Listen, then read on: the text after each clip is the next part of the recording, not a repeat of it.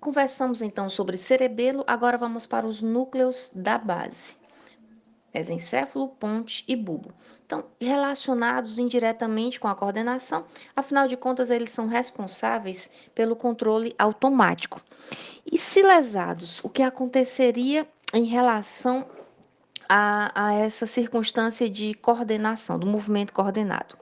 Estaremos falando de bradicinesia, de rigidez, de tremor de repouso. Atenção, tremor de repouso intencional foi lá em cima. Acinesia, coreia, atetose, coreoatetose, hemibalismo e distonia, dentre outros. Então, só lembrando, estamos falando sobre movimento coordenado, estamos avaliando a coordenação e os núcleos da base, mesencéfalo, ponte, bulbo, agem indiretamente, auxiliando aqui o cerebelo, neste caso, nos movimentos automáticos. Uma vez lesionados, caracterizariam-se por exemplo, bradicinesia. Brad, lentidão, cinesia, movimento. Apresenta, então, um movimento lento. Então, só para compreender melhor, os núcleos da base, por exemplo, ajudam no movimento automático. Vamos ter a seguinte ideia: você nunca soube andar de bicicleta, treinou, aprendeu a andar de bicicleta. Andar de bicicleta passou então a ser um movimento automático seu, a marcha, correr, outros movimentos conhecidos de você. Só que, se houver uma lesão em determinada região dos núcleos da base, pode ter essa mudança nesse movimento automático. Então, você não vai ser mais automático, você vai ter que pensar para executar esses movimentos. Logicamente, se você vai ter que pensar, vai haver uma diminuição nessa capacidade de resolução para desenvolver essa movimentação. Portanto, ele vai ser mais lento. É o caso aqui, o que a gente chama de bradicinesia. Rigidez. No caso, aqui é uma rigidez chamada de aumento do tônus muscular com resistência ao movimento passivo. Não confundir rigidez com a espasticidade. A espasticidade também é um tipo de hipertonia, de aumento de tônus. Nós vamos ver daqui a pouquinho. Só que é um aumento de tônus por lesão de primeiro neurônio motor. A rigidez é um aumento de tônus, só que a nível de via extrapiramidal, caracterizada por uma resistência ao movimento passivo. E o tremor de repouso? É um movimento involuntário, rítmico e oscilatório em repouso. É movimento do contar dinheiro, por exemplo, no paciente com Parkinson. A cinesia. O prefixo a significa ausência. Cinesia, movimento. Então, seria a incapacidade de se iniciar um movimento.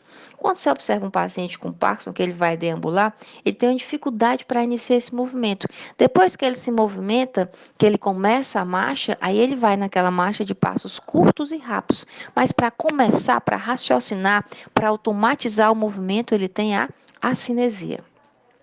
Coreia-atetose, coreoatetose e hemibalismo. São movimentos também involuntários. No caso da coreia, são movimentos rápidos, irregulares e bruscos. É o que caracteriza a coreia. A atetose, por sua vez, também é característica da motricidade involuntária. Só que, ao contrário da coreia, são movimentos lentos e serpenteantes, como se fosse assim em círculos, mais ou menos isso.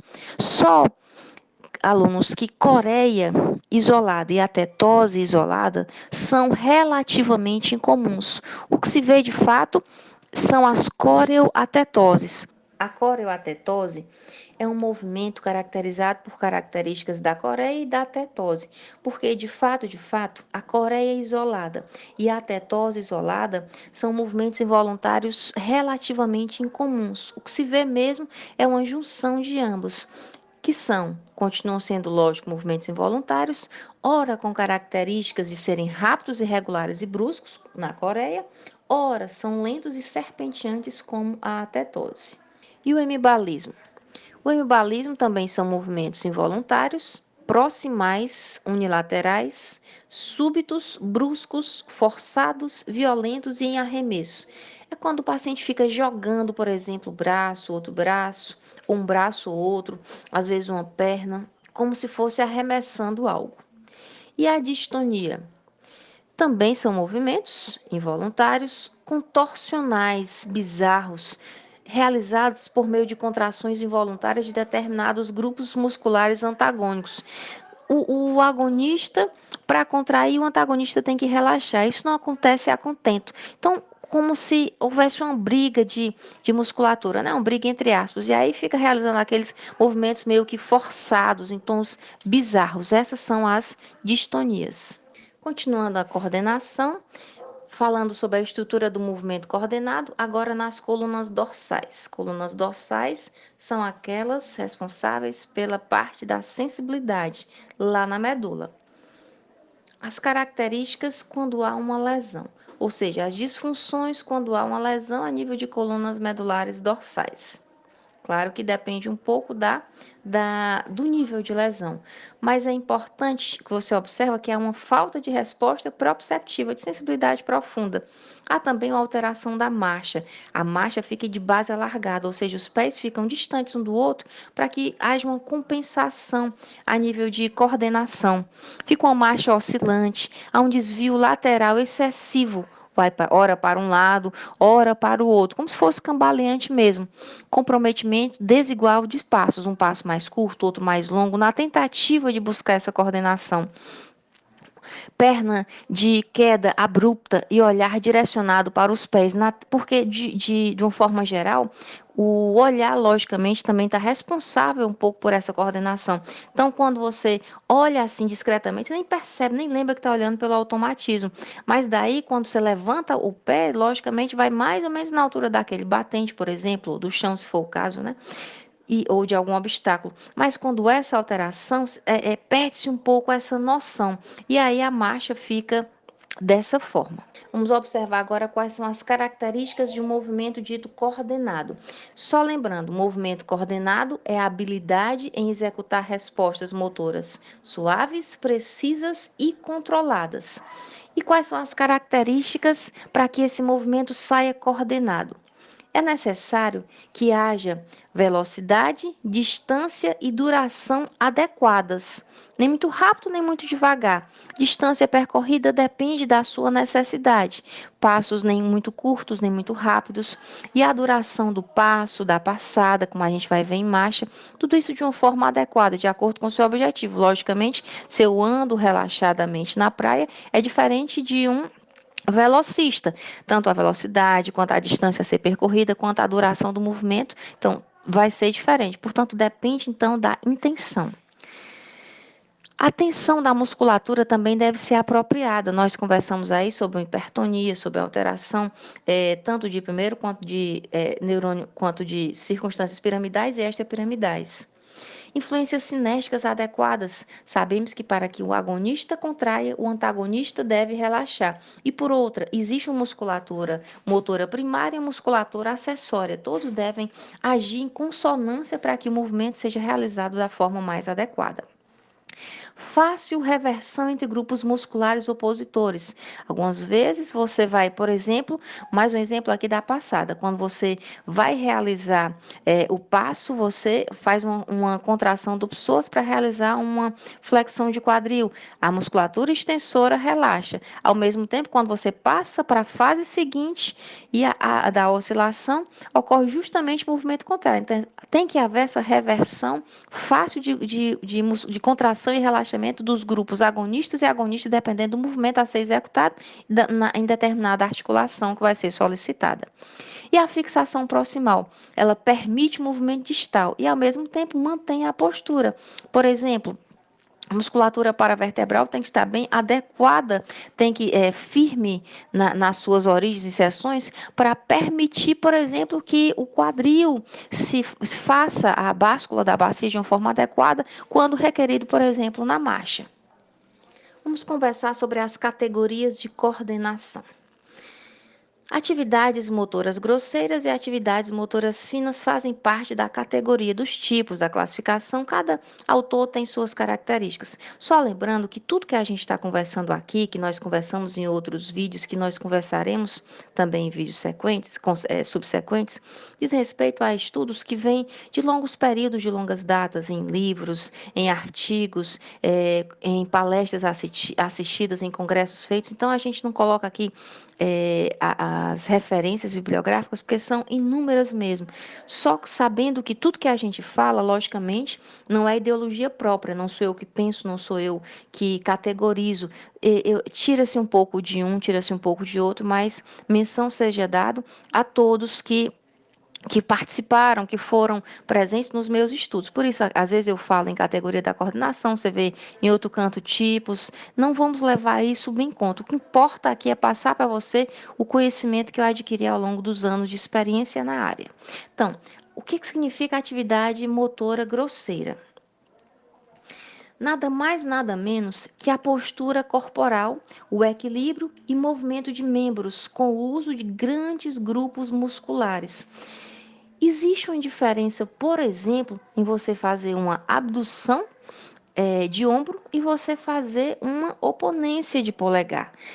Quando você faz uma oponência, é um movimento mais fino. Quando você faz atividade de grandes grupos musculares, como por exemplo uma abdução de ombro, pega o deltoide e fibras médias, você está realizando atividades musculares mais grosseiras, não requer uma precisão. Ao contrário dessa atividade motora fina, que são movimentos de membros com uso de pequenos grupos musculares. Por exemplo, para manipular objetos. Isso nos distingue, inclusive, dos animais irracionais. O fato de pegar com precisão a caneta, de saber, por exemplo, enfiar uma agulha numa linha, de saber escrever com precisão, são esses os movimentos das atividades motoras finas. Só lembrando, tanto as grosseiras quanto as finas são importantes para a motricidade e, por consequência, para a coordenação. Não é porque é grosseira que não faz parte, lógico. A gente já falou em vários momentos, né, nesse nosso estudo que todas as informações adquiridas nesse exame neurológico vão sendo costurados para que você tenha um diagnóstico e um prognóstico preciso do seu paciente para você tomar a sua decisão mais adequada. Então, as informações vão sendo aqui somadas e aí vão chegando até você da forma mais precisa. Vamos agora fazer a avaliação da coordenação. São respostas características ao movimento coordenado. Como avaliar esse movimento coordenado? Uma das formas é uma tabelinha 43210. Essa tabelinha é uma forma de você quantificar. Por que quantificar, professora? Porque quando você vai reavaliar, você tem de certa forma, não é exatamente uma precisão, porque se você avaliar, às vezes você dá 4, 3, às vezes outro profissional, né? Mas o profissional que é treinado dentro daquela equipe tem um ensejo de pensamento, de reflexão e de atitude semelhante. Então, facilita um pouco.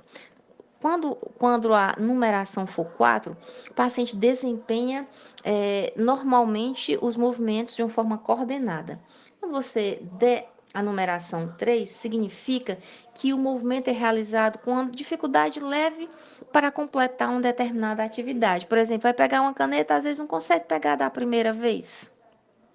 Se você vir em algum prontuário a numeração 2, significa que ele foi avaliado com movimento arrítmico que piora a velocidade, realizado com dificuldade moderada para completar a atividade. Você exige do paciente para atingir um alvo, olha, vamos lá, ponha seu dedinho aqui no nariz, vamos fazer de uma forma rápida, mais rápido, e ele vai ter dificuldade. Lembrando que tudo é um conjunto, pode ter a fraqueza muscular envolvida, pode ter outras alterações, mas nós estamos falando especificamente da coordenação de uma forma isolada, se é que é possível isso. Quando você vir a numeração 1 no prontuário, o paciente foi avaliado com movimento arrítmico, instável e oscilante, com grande dificuldade. Aqui era moderada, aqui é grande dificuldade para completar a atividade que a ele for solicitada. E 0, ele tem capacidade total em realizar esse movimento. Que testes são importantes para se avaliar essa coordenação? são testes sem o uso de equilíbrio, testes especificamente de coordenação. Já citamos anteriormente, por exemplo, o teste index-nariz. Index é esse seu segundo dedinho, polegar, index. Então, como você faz? O paciente vai estar com o ombro abduzido a 90 graus, cotovelo estendido, e aí o examinador solicita ao paciente que levante o braço e leve a ponta do dedo indicador à ponta do nariz. Isso no membro superior, mas se você quiser testar o membro inferior, tem o calcanhar-joelho. O paciente em decúbito dorsal toca o joelho com o calcanhar do membro oposto. Ele precisa estar com o olhinho aberto ou fechado? Aí você vai fazendo, vai dificultando. Aí começa com o olho aberto, depois faz com o olho fechado, faz com velocidade curtinha, depois faz com velocidade maior. Agora vamos para mais algumas questõezinhas para ver se a gente está afiado. Questão 4. O teste index-nariz é útil para diagnosticar alterações na função do. Teste index-nariz é coordenação. Coordenação é responsabilidade do cerebelo. Então, item B é o item correto para a questão 4. O tálamo é responsável por aquela passagem de informações do segundo neurônio motor lá para o córtex cerebral. Você lembra de das vias aferentes e eferentes. Colículo superior, mesencéfalo não tem nada a ver. O feixe córtico espinhal é aquele das vias eferentes. E nenhuma das alternativas não seria a correta. Então, teste index-nariz, coordenação, responsável pela coordenação é o cerebelo. Questão 5. Nas avaliações das anomalias dos movimentos, é incorreto afirmar-se que. O incorreto, vamos lá. Opção A. A flacidez é o resultado da alteração do neurônio motor inferior e os músculos encontram-se completamente flácidos e não podem ser acionados voluntariamente. Ok, essa está correta. Flacidez é neurônio motor inferior e não há como se movimentar voluntariamente. Ok. Pode ser força, outras coisas, mas a flacidez também auxilia nessa impossibilidade. Opção B. A hipotonia é encontrada nos músculos quando há deficiência nas áreas de parte do sistema extrapiramidal do sistema nervoso central. Ok, hipotonia está relacionada ao sistema extrapiramidal, não somente, mas também. Opção C. Na dissinergia, o trabalho entre os músculos se perde, dando uma aparência hipotônica aos músculos responsáveis pelo movimento. Ok, a dissinergia nada mais é do que uma coordenação deficiente de grupo de músculos ou órgãos que normalmente trabalham em concordância. Então, nesse caso, há de fato uma alteração no movimento. Então, neste caso, opção C será essa opção incorreta, porque não está havendo, não há uma perda de uma aparência hipotônica, o que há é uma falta de coordenação no trabalho de músculo. Então, como não tem nada a ver com hipotonia, essa é a opção incorreta. Portanto, sendo esta a opção incorreta, é o nosso item, já que ele pede a incorreta. Mas vamos olhar os demais itens. Opção D. Na ataxia, os movimentos são incoordenados e fora de hora, com deficiência na suavidade do movimento. Ok, ataxia, incoordenação, cerebelo. Letra E. A dismetria refere-se à dificuldade em se atingir a distância correta, em se atingir o alvo ou o percurso do movimento. Corretíssima. É isso aí, pessoal. Obrigada por assistirem a mais um vídeo e não se esqueçam de curtir as aulas, se inscrever no canal e indicar aos amigos.